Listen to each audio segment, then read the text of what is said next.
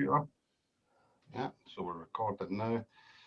So I'll just send this to my stories. I've no idea if people are going to come on or not, but there we go. Yeah. So it's on my stories now. Let's get live on Facebook. Let's have a look. Share to newsfeed, no way. Share to a page you manage, right? 30 second English, not. Language open, no, what is it called? Get English tips, here we go. That's your one, yeah? It's okay if it's for us. That's your own account, isn't it? It's okay if you don't know mine, that's fine. Hold on a second. I can only stream it to mine, and now let me see what else we've got. And stream it to, I can only stream it to one, not two. Okay. So what do you think? YouTube? StreamYard. How does it? Right, okay, so I'll put it on YouTube, yeah? Sure. Yeah. StreamYard, what's that? So it's a tool to stream your live calls and Zoom calls on YouTube, Facebook. Well, you can only do it on one, can't you? It just seems to be. You can only do it on one if you're on the free account, but if you get their paid version, Sure. then you can do it to multiple platforms simultaneously. All right, because I'm paying for this, so yeah. So we're now on YouTube. We're now live streaming on YouTube. So apparently, yay! There we go. Right. So there we go. We're on it just now. No? Lovely. Right. Let me just turn the noise down from YouTube. There we go. We've got one person watching it. So the idea is with this podcast, I've called this podcast Three Teachers. When I first started my YouTube channel, my Instagram and Facebook channel, I thought, why don't we have like a two teachers podcast? But I kind of shelved that because it's easy enough on Instagram. So I've decided, right, let's have like three teachers since everybody does two teachers, you know. So this is going out on the Ajarn Ken Getting Those Tips podcast.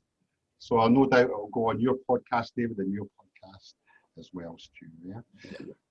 So shall we do the introductions first and foremost? Who would like to do their introduction first? Me, Stu, or David? It's your podcast, buddy. Crack on. For those that don't know, my name's Ken, and I've been an English teacher for about 12 years, since the last decade, 2008, long time now.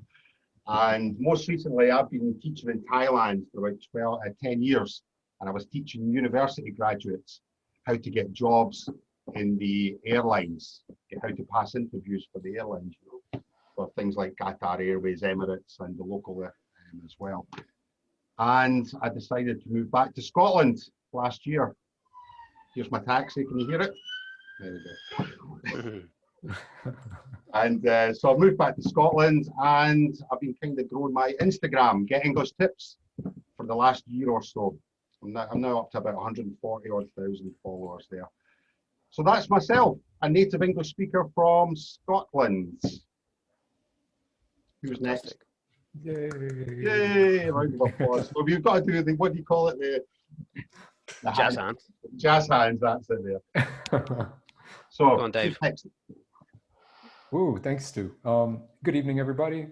It's evening here in Japan. My name's David. I am Indian, born and raised in Brunei, which means I'm not a native English speaker, but English is my first and strongest language. I've been speaking it since I was probably 3-4 years old, as long as I can remember.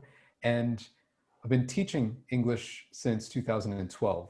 So probably not quite as long as the other two gentlemen on the call with us today, but it's something that I love to do. I don't work as an English teacher anymore full-time, but it is what I do online because I still love it. I still enjoy it. I'm still passionate about it. So that's me. Fantastic. Welcome along, David. And Mr. Stu Sensei. Okay, hello guys. My name is Stu Sensei. I am from England and I live in Japan, just like David. Actually, I've been doing English teaching a little less than most other people here, just 5 years, but I've been involved in teaching in some style throughout my life, even since I was 16, but not necessarily English. And I just love it. So I created my social media because I just didn't have time to do online lessons because of my full-time job, but still wanted to provide some information to students. And then it's grown and grown since then. So yeah, similar to Ken, similar to David, putting out a lot of content on social media, YouTube, Instagram, TikTok, Facebook, Mhm. Twitter. You're I'm the everywhere, TikTok man, though. unfortunately. You know, you're the TikTok, right? Yeah, it's my dance moves. That's the thing. Yeah, I'm the most nimble of the group, I think, today. Fantastic. Well, guys, thanks very much for coming along. Now, the idea behind this is I get so many questions through my Instagram channel and my Facebook channel, pretty much like yourselves, yeah. And normally I'll do my podcast and I'll just kind of speak for about 40 minutes and give my opinion on everything. And I thought this must be pretty boring listening to Ken for like 45, 50 minutes, you know. I bore myself maybe sometimes, you know.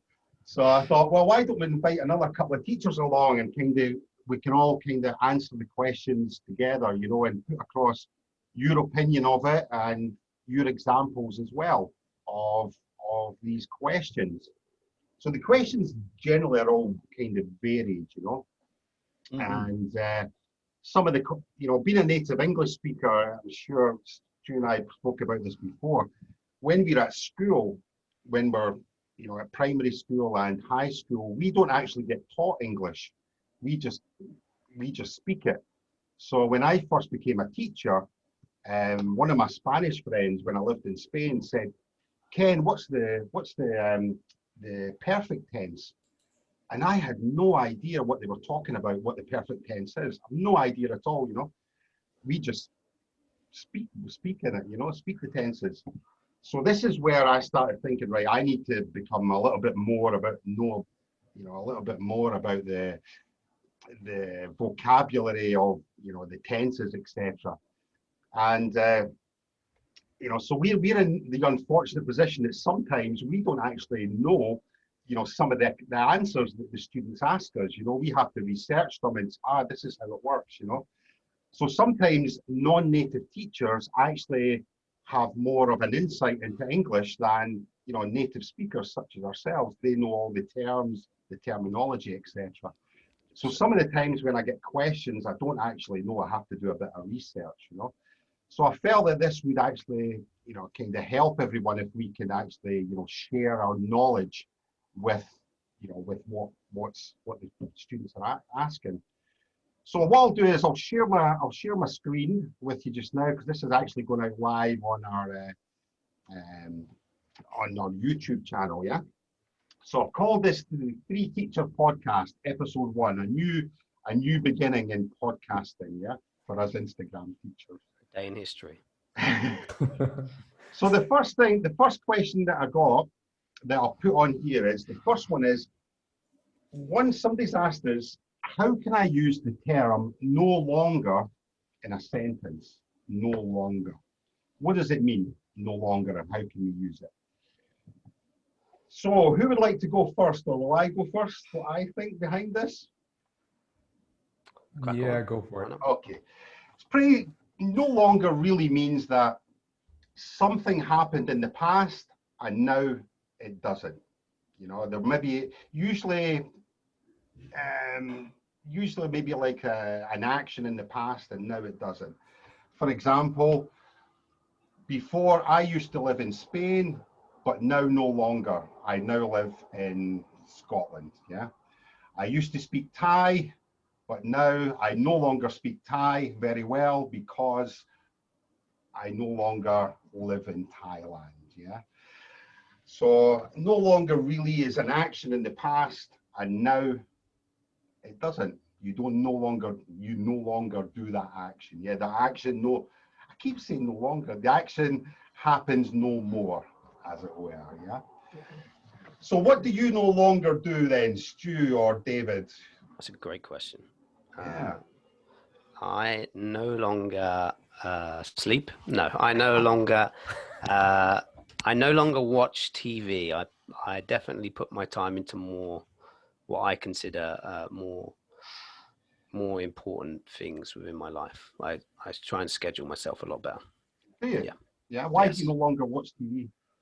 Because I found like there'd be two things that I did a lot of in my past Uh-huh. that didn't really give me anything, I didn't really gain anything from. I probably gained skills. You gain skills from everything, but I didn't feel like I gained a lot from it. One of them was Football Manager. It took over part of my life, I think. God. At Yeah. one point, I used to love Football Manager. I could probably go back and play it again religiously, but yeah, that was one. And then watching TV shows on Netflix was another. So I decided the start of last year, just to made a calendar for myself. Actually, I recommend this to any learner. Actually, it's really useful when you're trying to work out where you've got time to practice English. But I made a calendar and just put in the most essential stuff, like I need to work, I need to sleep, I need to eat. And then all the white stuff, which wasn't colored in from stuff you need to do, is all the stuff I could put into a project. Okay.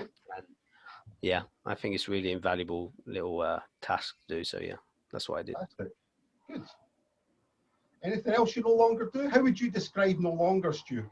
If I think you did it perfectly. Actually, it's just something that doesn't happen anymore. Yeah, so I think the way you described it was perfect. And as in things that I no longer do, I no longer play soccer regularly because I'm fat.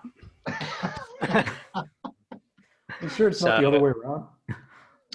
It's definitely not skill based because obviously I was the next Ronaldo, but yeah, that would be the honest answer. How about you, David? What do you no longer do? I no longer play video games. So kind of similar to you, Stu. I used to spend so much time, we're talking like up to half the day playing League of Legends on my computer or Counter-Strike or something like that. I used to be just glued to my computer. And I don't do that anymore. I don't even have games installed on my computer anymore. Really? Yeah, I have to do the same. Purge. You have to purge the place. Is this like cold turkey, is it? Sorry, could you say that again? Is this like cold turkey where you stop immediately doing it, yeah? You no longer go near it? Yeah, for me, it didn't feel like cold turkey. Like a bunch of other things just kind of helped, where I didn't even feel the need to play it anymore. I didn't even feel interested in it anymore. I just had other priorities come up, which ended up taking all of my attention, all of my time, and also at the same time giving me my my satisfaction, my dopamine hit. So I left university, moved to Japan, started a full-time job, and then I got married very soon after that. So spending time with my wife, that's one thing that became much more important than video games. Yeah. Sure. And then 100%. In addition to that, like I started. Is she in the room? Media. Is that why you said that? Is she in the room? No, she can't. She's not in the room, but she can. I'm pretty sure she's listening in on this conversation. Good move. Yeah. So in answer to the question, how can I use no longer? It just means doing something in the past and now that action doesn't happen. I want to add one other thing to like how we explain no longer. I like to often draw links or connections to other bits of language that learners may already know. Mm-hmm. So you know how we use the word long to describe time, how long something lasts, right? Mm. So when you say that we're going to play this game for a little bit longer, it means we're going to continue doing it longer or for a longer time. So when we say no longer, it's the negative. We are not going to continue doing it longer. And so that's kind of how there's that, that's why we use that expression to describe not continuing something or stopping something. That's actually quite a good, I've never thought about that. Yeah. I'm going to play this a little bit longer and now I'll stop. So it's no longer. Yeah. Mm. Yeah. That's nice. Yeah, Genius. For sure. Genius, David. Genius. 100%. Thank you. I don't get called a genius all the time, but thank you. It feels good. Excellent. Okay, right. So no longer. Hope that's answered the questions on how we can use it. Another one we have here. This is pretty easy. What is the difference between who and whom? Pretty basic grammar question, but although it does kind of confuse a lot of students, doesn't it? Who and whom? We get asked this quite a lot of times. Yeah. Who wants to answer this? Who would like to go into this? Yeah, sure, I don't mind. So it's basically to do with the subject and the object, isn't it? But Yeah. that's kind of technical. So let's say the subject is the thing or something that's doing something, and the object is the thing it's being done to. So we use who when referring to the subject, and we use whom referring to the object. It's a bit more than that, but that's the easiest way to remember, I think, isn't it? So, for example, have you got an example? Who am I talking to? Ooh, And who am I then, talking to? and then whom? Good question. I am No, talking to whom? I am talking to whom? To whom? I think we would say, and this is where it's a bit confusing, isn't it? I think we would say. I was trying to reverse that, but to whom am I talking to? Because sorry, to whom? because I'm doing the action. Yeah.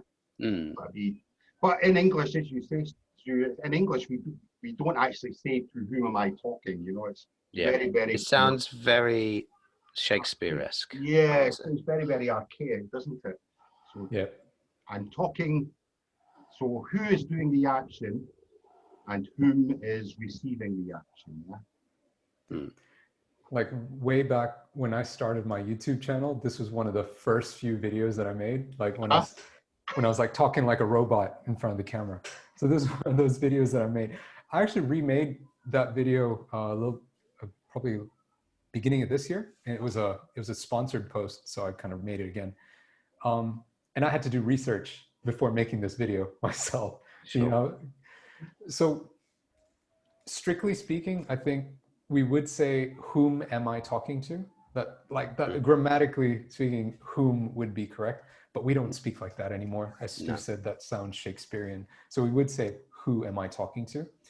But whenever there is a preposition immediately before the word who or whom, it would always be whom, and we can't swap it with a who.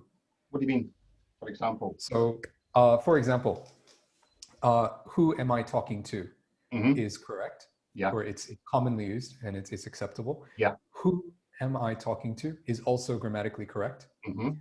But as soon as you put a preposition immediately before the word whom, you cannot use who.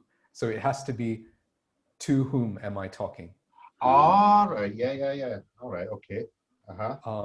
And one way that you can tell whether you can use whom or not is to just think about how you'd answer the question. So I would answer the question, who am I talking to, with I am talking to Ken and Stu, or I am talking to them.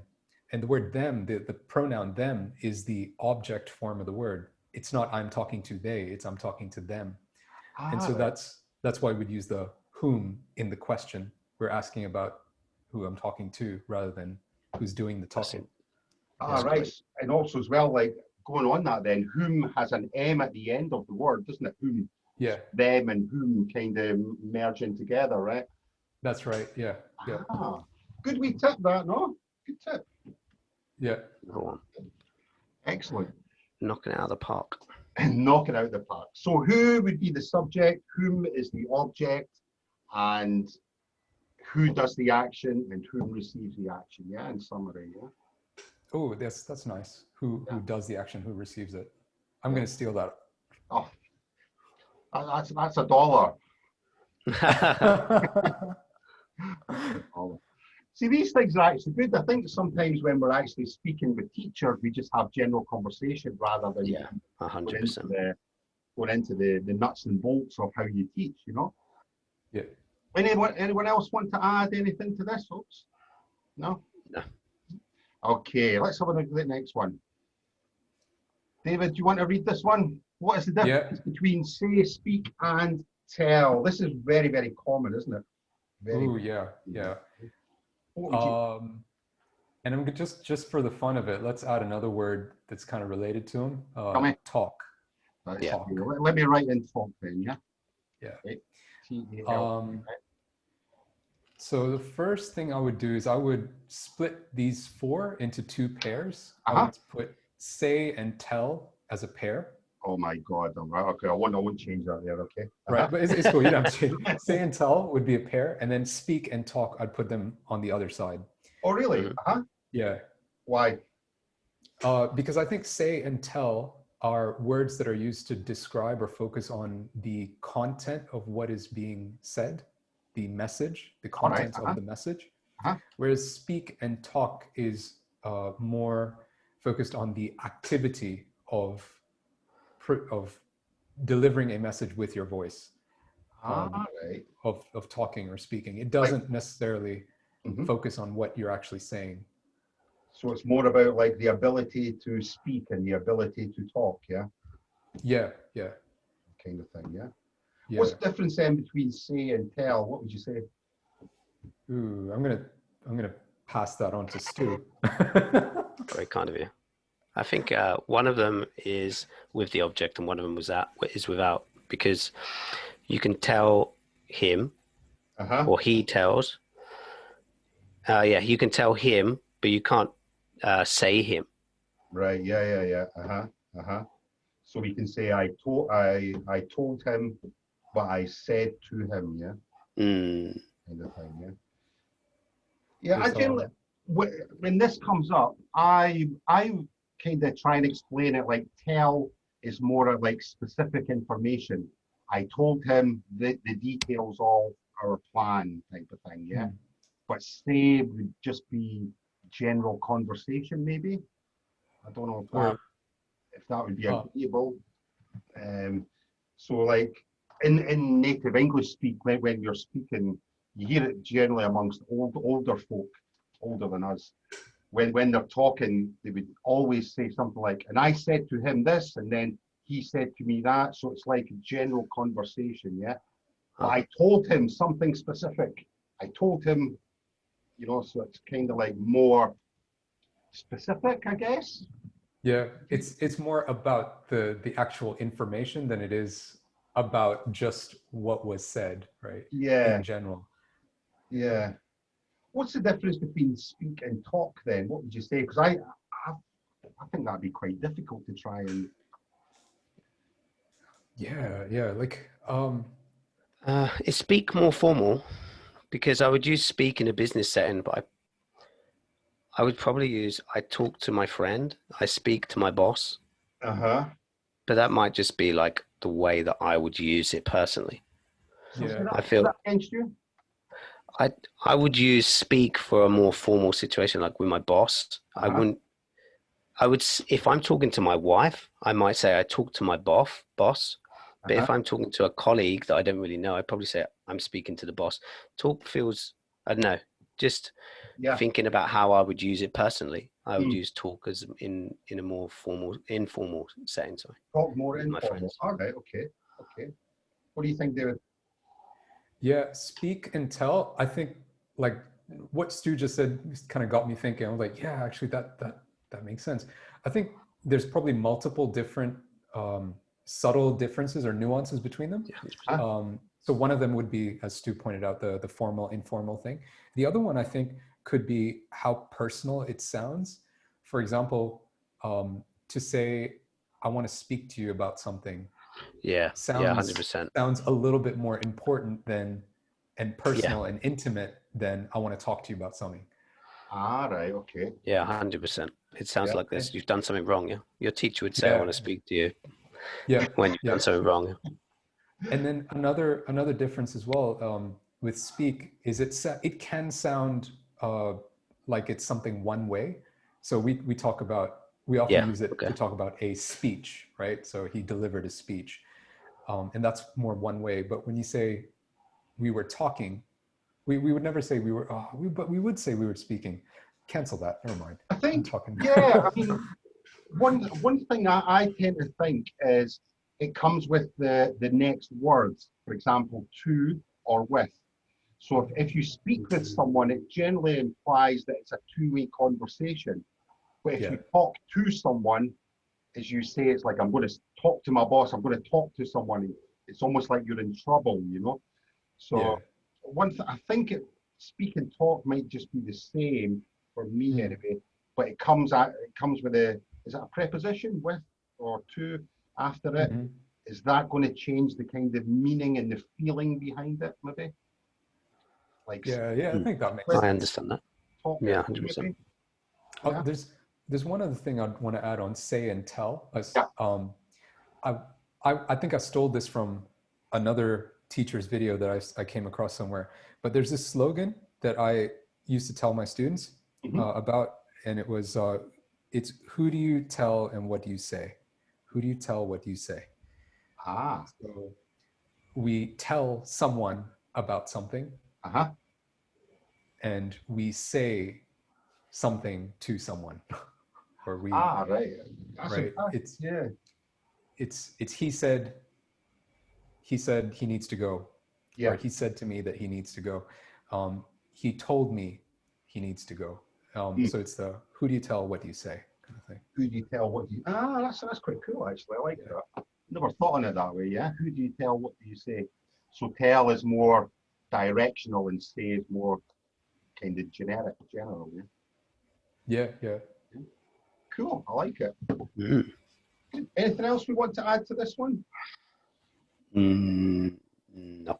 No. So say, and in summary, say is more kind of general, tell is more specific, and speak and talk is more specific as well, did you say? Or it's more the ability, isn't it? It's more the ability to communicate our mouth. I think we also said that like speak sounds like a little bit more formal or intimate, and talk is like a little less formal. Yeah, okay. Cool. Right. Another question we have is, what is the meaning of surround? Surround. It's quite an unusual word, actually, surround, isn't it? It must be quite difficult for non-natives to get a grasp of this. So surround.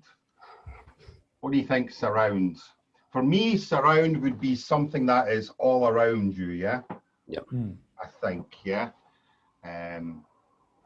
We are, to get good at English, you have to be surrounded by English, surrounded by good teachers, yeah?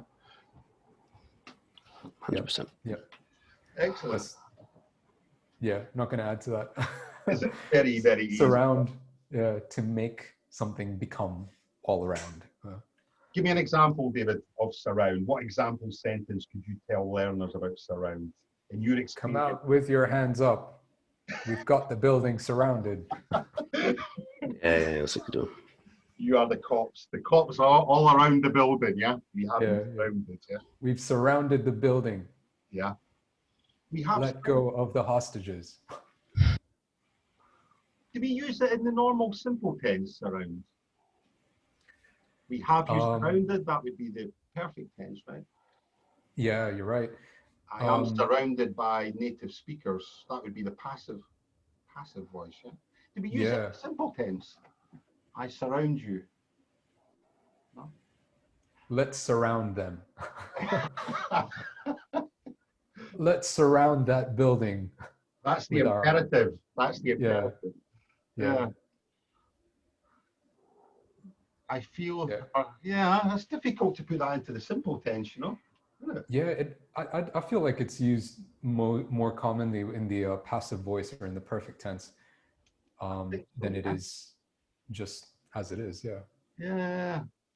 So surround, perfect tense and passive voice to mean all around you, yeah? Yeah. Stu, you want to add something? No, I literally just think of kings in this kind of context. So when the army surrounds a king in a battle, or surrounds the enemy, that's literally all I think of. All right. Okay. Yeah. So just all around the enemy, yeah? Yeah, I think you guys summed it up very, very nicely. Okay. Good. Easy then, yeah? So surround. What is the difference between all and whole? Another question that's came in. This is difficult, isn't it? What is the difference between all and whole? What do you think? Is it to do with, I haven't researched this, I haven't really seen this question before, but I'm just thinking about how I would use it in language. And all can be used with plural, but I can't imagine a situation where whole can be used with a plural. Like Like for example, all of the chickens. Whole of the chickens sounds weird, yeah. So all could be like a group of something Yes. where I think whole is you can like also use it for a single, obviously, as well. All of it. All day. The whole of it. We would use both of those, but that's the difference, the one difference I can see between these two. Yeah. David, what do you think? Yeah, I'm gonna go with that. Like the first example that came to mind was all day and whole day. Like all day and the whole day. It's where, you know, both the object of both of these words is the word day, which is singular, but you can't say whole of the days. You can't say that, like where days becomes plural, but you can say all the days of April, for example. All right, so all is kind of used with more or less with a plural difference, and whole is more to do with single. Yeah, or all can be used for either, and whole can only be used Or to single. describe a singular noun. All the information, the whole information.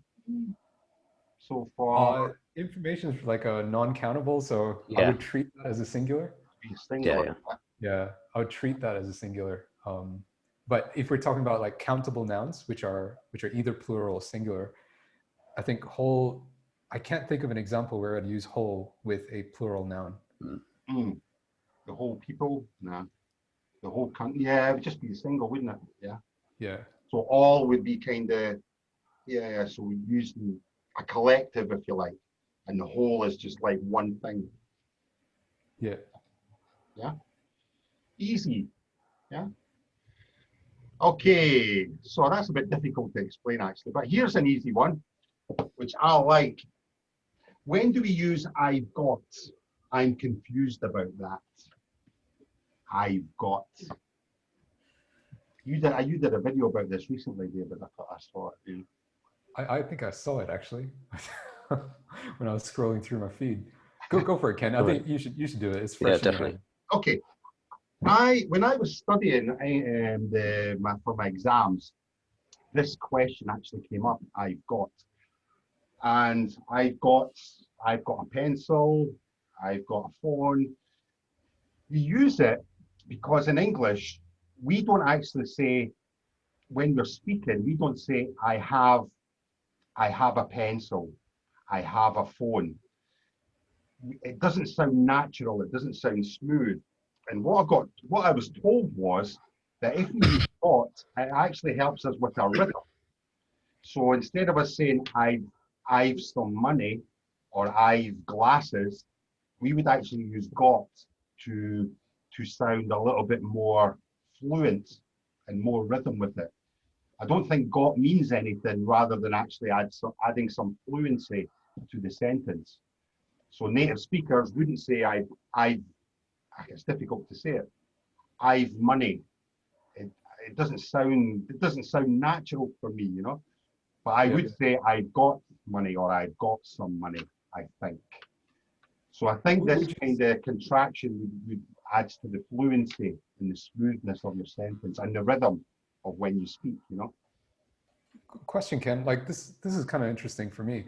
Would you say I have money or I have? Like you wouldn't even say I have without contracting it? Instead of saying I have, you would, as it is. We would always use it with a contraction. We wouldn't say I have got money. What about I have money? I have got. I have money, you mean? Got money. That's 5 syllables. But if we say I've got money, that's 4 syllables. So it sounds easier to actually say, I think, you know. Do you mean I have money? David? No. Instead of saying I have money, without contracting the word have, Sure. Yeah. Would you just say I have money? I would say I have some money, but yeah. I was wondering myself whether, again, it's a formal and informal thing, because I can imagine in a court them saying I have the evidence, but I can't imagine them saying I have got the evidence. Maybe that's just me though. Just trying to, yeah. Absolutely. I think it's more formal to say I have the evidence. But if we are kind of like chatting informally and speaking, we would generally say, "I've got the evidence." It sounds much. I guess it sounds much More natural. more natural, doesn't it? Yeah. We wouldn't say I have money, and we wouldn't say I don't think I. Have you got any money? I've got some money, yeah, for sure. Yeah, absolutely. Yeah. Have you got any money? Yeah, this kind of thing. Yeah. But could it possibly be situational specific? What do you mean? For So, example? for example, could it just be used in one location or in one setting? Is it used because we're both from Britain? Is it used often for us, or is it not used in other places? I had no idea about that kind of thing in terms of usage around the world. I'm just trying to think of what else, what other reasons, because also I have some money makes sense to me as well. Yeah, I think. I mean, are you talking like an American or Australian? Or anywhere else. I think so. I mean, I think on TV they'll say, I've got this, I've got that, I've got him." The police. I've managed to. I've got him. Yeah, I've got him. Yeah. that kind of thing. Yeah. So I think it's Yeah.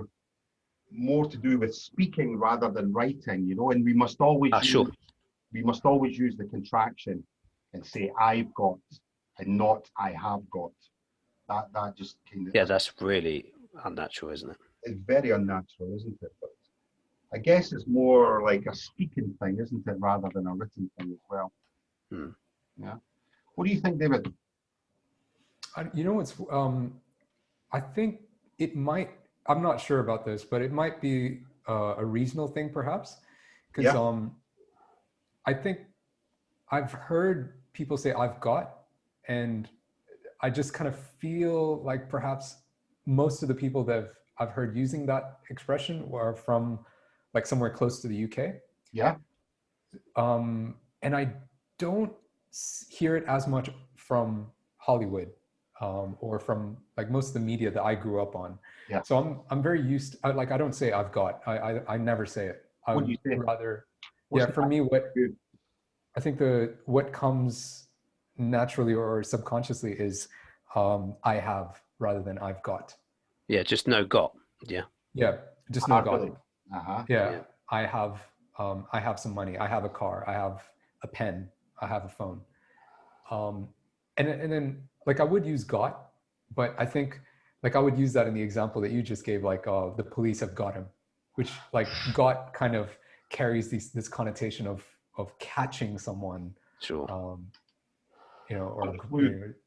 yeah. So not possession, like a personal possession. Not possession. Yeah, not possession, but more of like catching something. So yeah, I'm not sure. Like I'm not used to using "I've got" to mean I have. Yeah. But I know that I've heard it a lot on British media. Right. And I hear it from a lot of my friends or acquaintances from the UK. Yeah. Interesting. That's huh? interesting. So yeah. So we will use it certainly in the UK. Certainly we will use it as the contraction and not say "I have got," and just it's more of the contraction "I've got." Yeah. 100%. Yeah. Cool. So I hope that's answered that question. That's really important, that one, actually, I think. Right, where have we got? Stu. How to put 3 hours into a sentence? Into a sentence. It's usually, I just think of a drunken night, to be honest with you, whenever I think of see this. So I was out to the wee hours, drinking with my friends or something, yeah. I was up till the wee hours is enough. Last night I was up to the wee hours, yeah. Like it just basically means the very, very, very late, like AM time frame before you get up. So you go to bed super late. Yeah. So like 1 a.m. to 5 a.m. the wee hours. Yeah. What's the threshold for wee hours for you guys? I think this is subjective. Like it's probably different for Ken than it is to Stu. So like for me, when someone says wee hours, I think like wee hours of the night or wee hours of the morning. I think like 3 a.m. Any time from 3 a.m. onwards till sunrise. What about for you? Well, and the "we" is, I think "we" is actually a Scottish word meaning small. Yeah, it is. Yeah. Is it a Scottish word? Yeah.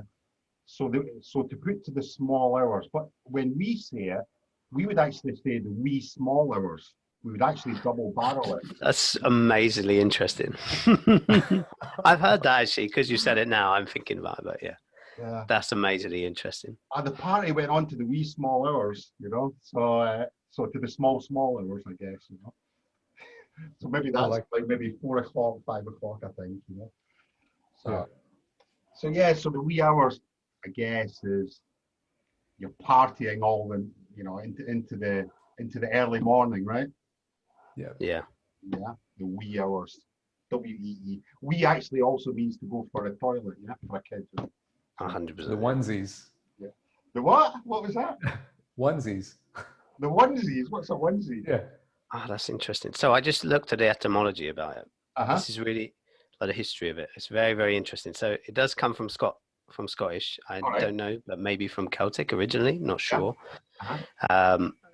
Around the Middle English time, so say the 1200s, and originally it was used as a little wee, which means a little bit, which is interesting. So wee technically means like bit, you know, a small bit. We use that quite a lot, but so the double, what you said, why it's interesting is because what you just said, like a wee small, actually is just you changing the order. You know, instead of saying a little wee, butter, you just changed it to a wee small. You just adjusted the sentence a bit.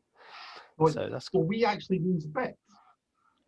That's what I'm taking from it. It basically means a little, like you said, but originally it was used as little wee. So I'm thinking like a small bit, a wee bit.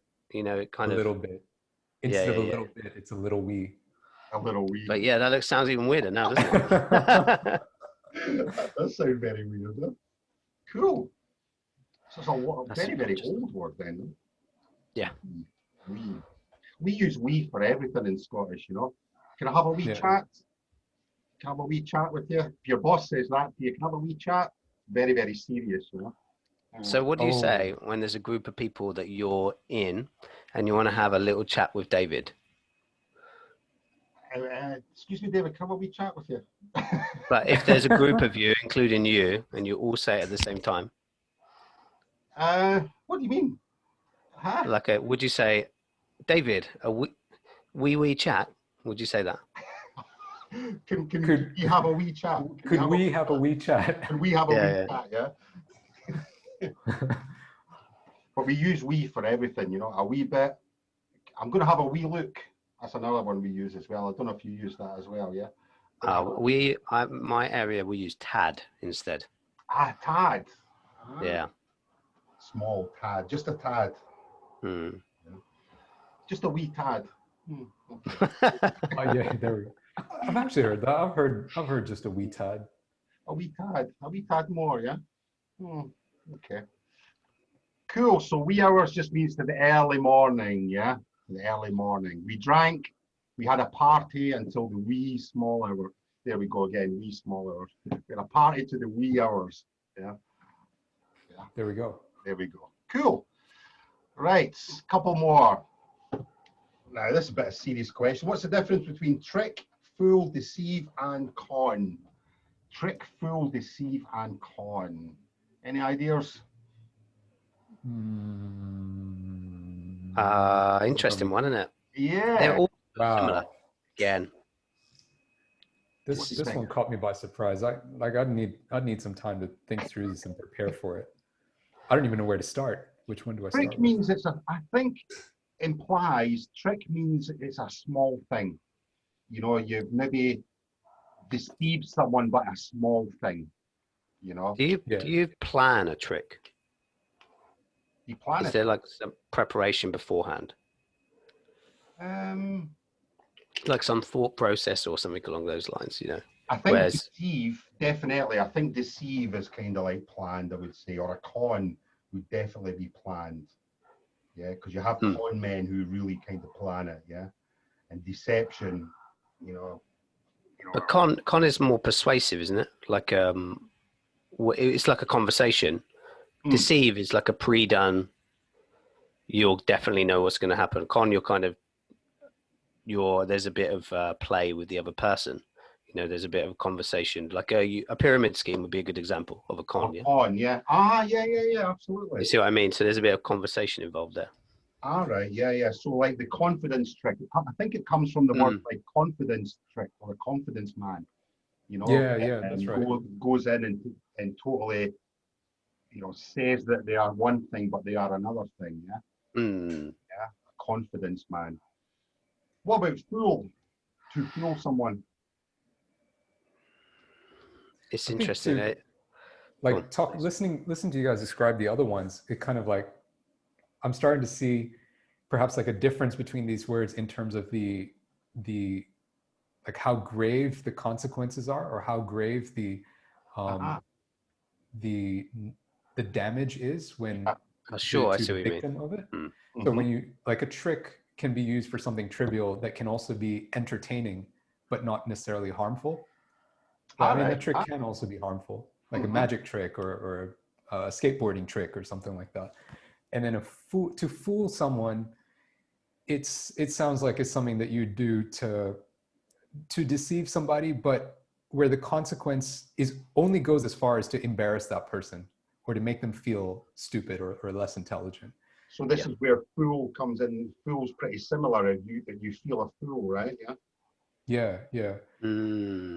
And then when you get to the word con, that's, you know, where it's clearly, it was done with malicious intent to take advantage of the subject or the victim for personal gain.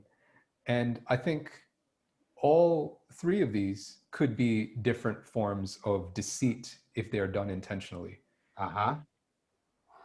To deceive, I think it just purely refers to the intent of persuading somebody to believe something that you know is not true. Perhaps. No, that 100% makes sense to me. I think so, yeah. Definitely deceive and con are more severe than fool and trick, though, for sure. It's interesting, you know, we have so many descriptive words for like the same similar situations, yeah. So obviously these words have come in at different times into the language, but probably meant the same thing at the beginning. You know, so I'm sure there's definitely some French words, deceive for sure. Deceive definitely is from the Latin. Yeah. Definitely. Yeah, so they have come in and but in different time periods, and maybe just it's really from the same meaning. A lot of words have that, like a lot of them just come through different paths to get here, like whether they come through French or from a Latin or through the Roman invasion, the French, I don't want to call it invasion, but French taking over the monarchy, and then the Vikings or the Anglo-Saxons, etc. So it's kind of interesting. Yeah. I think that's the thing with English, why it's so difficult. It's kind of a mixture of, you know, many different kind of influences, isn't it? You know? Okay, cool. So I hope that's answered that one. That's been a bit of one to go through, isn't it? A bit difficult one, you know. Right, we'll do a couple more, because I know that we're pressing on. The usual one that everyone asks: how to improve my vocabulary? How do we improve our vocabulary? What do you advise students to do to improve their vocabulary? Such a vague question, isn't it? There's many ways. There's so many ways. It depends. The thing is, it depends on their goal. What I've realized recently is it really depends on your goal. There is so much vocabulary to learn. You cannot 100% English because it evolves. Yeah. So I recommend to many people to just work out what their goal is, or it doesn't even need to be a goal, but what they aim to achieve, or why they're doing it is the most important thing. And then if it's for business, then they should I would rather them go boom, find everything, to really go into the section that they're more interested, is more important for them. Yeah. You know, and concentrate on one dialect is probably important. But be aware, if we're talking about usage or knowledge, this is really important to know. You can be aware of as much vocabulary as you want, but you don't have to use every single piece of vocabulary. I don't think it's necessary. Yeah. You know, so. Okay. David, what about you? How would you suggest someone to improve their vocabulary? I agree with I would go about answering that very similar to Stu. Mhm. It really depends what they mean by improve your vocabulary. If they're, say, preparing for a test like the SATs, which Mm. are used in the United States, I know that they will specifically test you on like all these really complex technical words that are never used in day-to-day conversation. Uh-huh. They're not even used in like specialist professions even. These are words that Yeah. you know just if you're planning to be a Scrabble pro. Uh-huh. And I like it. and if that's your goal, if you're just preparing for a test where you need to memorize the definitions of various words or as many words as you can, flashcards, SRS, the space repetition system of Yeah. memorizing, Mm. like those methods will work, drilling and all that. But are those methods going to allow you to be able to use those words Yeah, exactly. appropriately in Yeah. their right context in when you speak? Definitely not. Mm. I prepared the SATs when I was in high school because I was planning to go to university in the United States. It didn't end up happening, but I took the SATs. And can I use all those words that I memorized when I was studying for the SAT? No, And you? I No? no, I can't. I can recognize them. If I see them or I hear them, I'll know what they mean, but I don't use them on a day-to-day basis. So You I'd say go on.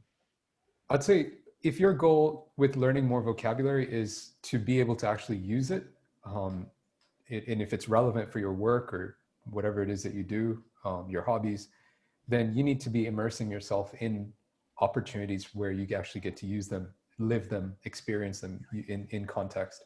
Mhm. That's what helped with me in my Japanese. It helped me break out of a plateau. Yeah. I was in a 100% Japanese environment for like a year on my second visit to Japan. Uh-huh. And all the Japanese I was using was just at home with my wife, talking about Mm. house related stuff. Yeah. Once I started working at this Japanese company where I'm working right now, all of a sudden, my immediate needs for the register of vocabulary I need to use has changed. I now need to use words like, report, sales, profits, losses, cost. Like they've got different words for the cost that you, for the word for stock that you bring into your inventory, and then the cost that you pay on it. Yeah, but all of those words I now know, not because I drilled it from a book or a list. It's because I'm using it on a day-to-day basis for things that are relevant to me. So it's actually when you're learning, it's actually specific to what you actually need and what you use. Yeah. Yeah. Yeah. How's your Japanese, Stu? Terrible, because I Okay. don't use it. So, like that, kind of going to what David's saying, really. Like I wake up, I speak in English to my kids so they can learn English. Then I go to work and I can only speak in English there. That's the rules. Then I come back home and then make lots of English content for people. So Uh-huh. it's kind of limited the time I actually use Japanese, to be honest. But I do want to improve that. It's just facilitating, making sure that I create opportunities to use the language. And I think that's really key for, this question is so vague. It doesn't say anything about knowledge or Yeah. what the reason is why they've asked that. And I Mm. think, sometimes we get confused when we listen to someone. We think we're hearing new words. It's just the fact that native speakers connect words together, and it's just two words that could be separated if you saw it written down. It's just one ended in T and started with a T, the other one, and they connected the two together, and it's Yeah. just Yeah. unfortunate, those situations. But there's many ways. I mean, I tend not to advise books, actually. I tend not to, because I don't think it's spoken language. Mm-hmm. What do you think? What's your opinion? What for spoken? For Yeah, I don't recommend people to read books to improve their vocabulary because yeah. it's not really regularly used language. Yeah, I think when I was learning Spanish, I lived in Spain, and I would get the Spanish newspaper, and I would go through it. Didn't know any of the vocabulary, but if I liked the sound of a word, I would pick it out, and then I would try and make 3 sentences with that word in Spanish, and that way that I would remember it. I always kind of say to people, if you like the sound of a word to increase your vocabulary, is if you like the That's sound of it, use that, If you enjoy it, then if you enjoy the sound of that, then you've got more chances of remembering that piece of vocabulary. But my only concern with newspapers is that people try to use that in everyday conversation, you Yeah. know, and there's a lot of political terms that are unnecessary, or how to sound like a native speaker is another question like this, you know, and we don't sound like a newspaper or a book, that's for sure, because of the language is used to create an image in your head. So it has to be really specific vocabulary. But to be honest, my favorite word is lush. I use it for everything. Great. This one word can be used. That's lush. That's great. Or I feel lush. I feel good. You know, it can be used in so many ways. But I just use the same word over and over again. Yeah. Because it's just convenient, and convenience is the key with conversation, you know. And Absolutely. this is interesting, really interesting question. But it is a good one. I was watching the movie Donnie Brasco the other night. I don't know if you've seen it, and the guy, one of the guys says, "What does forget about it mean? Forget about it." And he said, "Well, it can mean that you don't care, forget about it, or it means that shut up, forget about it, or it means that, you know, just forget about it. You know, don't remember it. You know, he said there was about 10 or 15 different ways or meanings of forget about it. You know, it all depends on the context." 100%. Yeah, right, guys. Well, I mean, that's us had the hour. I hope. Is there anything you want to add to this? Thank you for letting me be involved. It was very interesting. I've learned some bits off of David as well, to be honest. Yeah, I mean, you and David. Yeah, I think so. It's always good to get other kind of people's, I guess, kind of input, if you like, you know, into how they see vocabulary and expressions, etc. You know. So yeah, it's been pretty good. Is there anything else you want to add to anything here? I just want to say thank you, Ken, for having me on, and Stu as well for making the time. I'm sorry I didn't see your messages earlier when you're supposed to do this earlier. Thank you for coming back, Stu. And and I'm really glad that I got to learn some stuff from you guys as well, which I'm going to be using with my students. Yeah, I've got, yeah. Same as me, yeah. Same as me. It's always fantastic to get some. I'm not paying you for it though, Ken. Pay it forward, you know. Benefiting from pay it forward, yeah. Pay it forward. 100%. Well, guys, it's been a pleasure, and hopefully we can do this again in the very, very near future, yeah? 100% anytime. Thank you. Cool. Excellent. Let me just stop live streaming this. There we go. Guys, thank you very much for your time. Yeah. Not at all.